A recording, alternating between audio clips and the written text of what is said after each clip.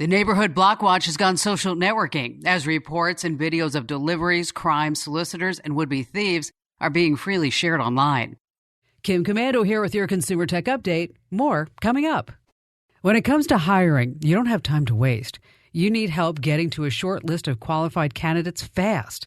That's why you need Indeed.com. Post a job in minutes, set up screener questions, then zero in on qualified candidates using an intuitive online dashboard.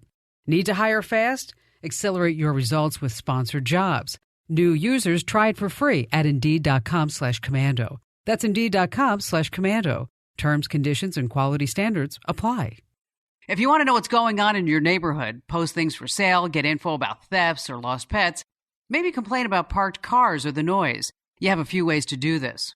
Many communities have Facebook groups. There's also Nextdoor.com, where the posts can get really heated.